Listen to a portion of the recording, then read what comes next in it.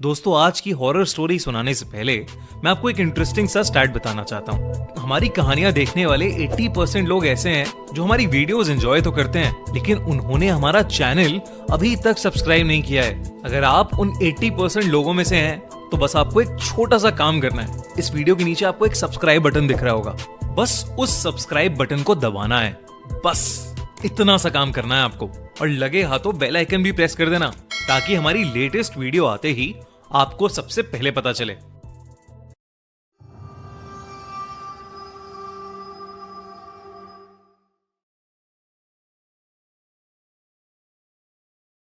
ये कहानी एक पिज्जा डिलीवरी बॉय के साथ हुई एक सच्ची घटना पर आधारित है। ये घटना जॉन के साथ तब हुई जब वो अपने कॉलेज के दिनों में एक छोटी सी पिज्जा शॉप में पार्ट टाइम जॉब करता था। एक रात करीब 1 बजे जब जॉन अपनी शिफ्ट खत्म करके घर के लिए निकलने ही वाला था, तब अचानक ही पिज्जा शॉप का फोन बजा। जॉन ने फोन उठाया तो कोई आदमी बहुत ही सहमी आवाज में ऑर्डर दे रहा था। पहले तो जॉन ने ऑर्डर लेने से मना करने का सोचा, क्योंकि पिज्जा शॉप का क्लोजिंग टाइम ऑलरेडी हो चुका था। मगर जब उस आदमी ने 4 लार्ज साइज पिज्जा ऑर्डर किए, तो जॉन ने ऑर्डर ले लिया, क्योंकि अक्सर बड़े ऑर्डर पर एक अच्छी खासी टिप भी मिलती थी और जॉन को पैसों की जरूरत भी थी। जॉन जल्द से जल्द पिज्जा लेकर डिलीवरी करने निकल पड़ा। डिलीवरी एड्रेस उस पिज्जा शॉप से काफी दूर शहर के आउटस्कर्ट्स में था। देर रात हो चुकी थी और वो रास्ता भी काफी सुनसान था। सड़क कच्ची थी और उसके दोनों तरफ बहुत सारे जंगली पेड़ पौधे थे। रास्ते में कोई स्ट्रीट लाइट भी नहीं जल रही थी, जिसकी वजह से वहां अंधेरा ही अंधेरा था। कुछ और देर की ड्राइविंग के बाद जॉन उस एड्रेस पर पहुंच गया। वो एक बहुत ही पुराने दिखने वाले अजीब से घर के सामने खड़ा था। वो घर फॉरेस्ट एरिया के अंदर था और उस घर की कोई भी लाइट नहीं जल रही थी, बल्कि आसपास कुछ हलचल भी नहीं थी। बिल्कुल ऐसा लग रहा था कि जैसे वो घर सालों से वीरान पड़ा है और उस घर में कोई रहता ही ना हो। जॉन उस घर को देखकर थोड़ा घबरा रहा था, इसलिए उसने अपने मैनेजर को कॉल किया। वो अपने मैनेजर को वो सिचुएशन एक्सप्लेन करके वहां से वापस चले जाना चाहता था, लेकिन उसके मैनेजर ने फोन ही नहीं उठाया। जॉन अगर बिना मैनेजर को बताए वो चारों पिज्जा वापस ले जाता, तो उसका मैनेजर उससे बहुत ज्यादा गुस्सा हो जाता और उसकी सैलरी भी काट लेता।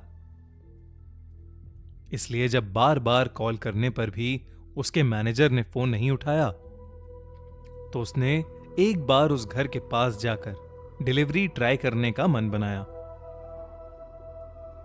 जॉन जैसे ही आगे बढ़ा, उस घर के अंदर की एक लाइट ऑन हो गई। जॉन को थोड़ा सा कॉन्फिडेंस आया कि शायद अंदर कोई है। उसने डोरबेल बजाई और जोर से कहा, पिज्जा डिलीवरी। मगर कुछ देर तक किसी ने दरवाजा नहीं खोला। जॉन ने फिर से बेल बजाई तो उसे अंदर से किसी के कदमों की आवाज आई, लेकिन फिर से किसी ने दरवाजा नहीं खोला। जॉन वापस जाने ही वाला था कि अचानक से वो दरवाजा अपने आप खुल गया। जॉन थोड़ा घबराया हुआ अंदर घुसा। हॉल में एक डिम सी लाइट जल रही थी और वहां कोई भी नहीं था। जॉन ने आवाज लगाई, हेलो, कोई है? प्लीज अपना पिज्जा ले लीजिए।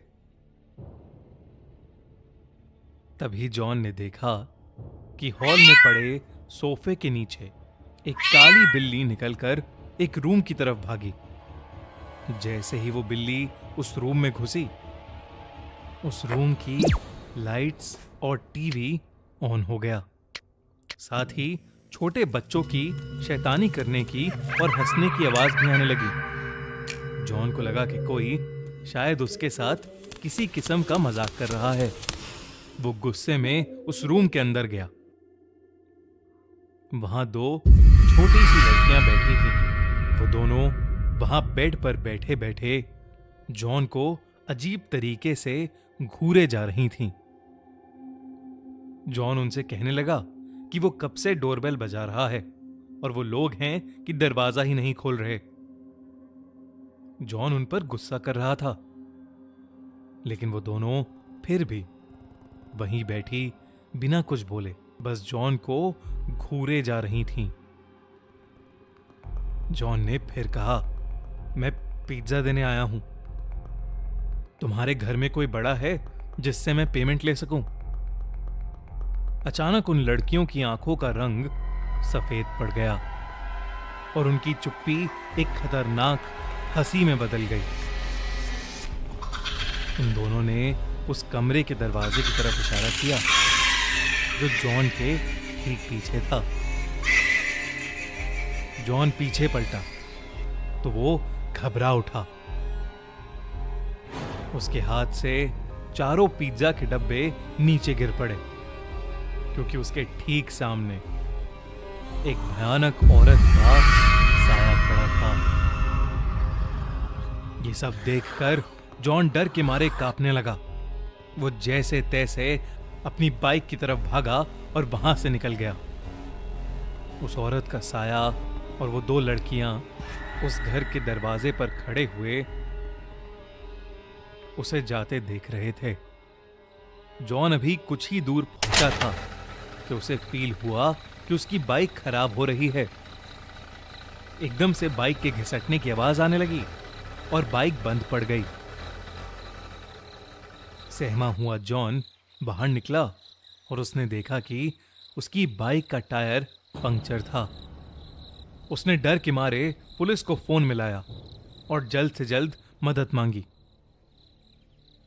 वो आसपास देखने लगा और अचानक ही उसकी नजर बाइक के रियर व्यू मिरर पर पड़ी, जिसे देखकर उसके पैरों तले जमीन खिसक गई। बाइक के पीछे उस औरत का साया और वो दो बच्ची खड़ी थीं। वो तीनों धीरे धीरे जॉन की तरफ ही आ रहे थे। जॉन हड़बड़ा के बाइक वहीं छोड़कर जंगल की तरफ दौड़ने लगा।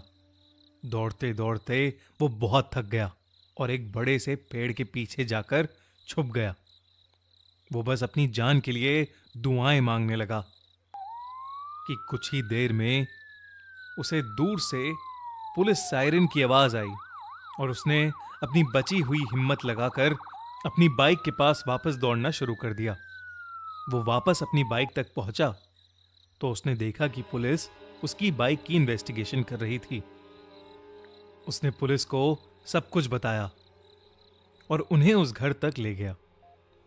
पुलिस ने उस घर के अंदर जाकर जांच पड़ताल की, लेकिन उन्हें एक जंगली बिल्ली के अलावा उस घर में कोई नहीं मिला। अगली सुबह जॉन को यह पता चला कि वो घर पिछले 3 सालों से खाली पड़ा है, और तो और 3 साल पहले उस घर में एक औरत और उसकी 2 छोटी बेटियां रहती थीं, जिनका एक रोज अचानक मर्डर हो गया था। ये जानकर जॉन के होश उड़ गए। उसे समझ आ गया कि उस दिन जिन लोगों को उसने देखा था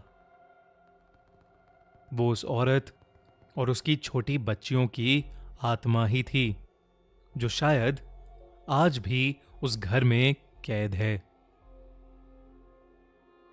मगर उसे कभी यह समझ नहीं आया कि वो फोन आखिर किसने किया था। इस हादसे के बाद जॉन ने पिज्जा डिलीवरी की नौकरी छोड़ दी, लेकिन वो जब भी वो हादसा याद करता है तो बुरी तरह कांप उठता है।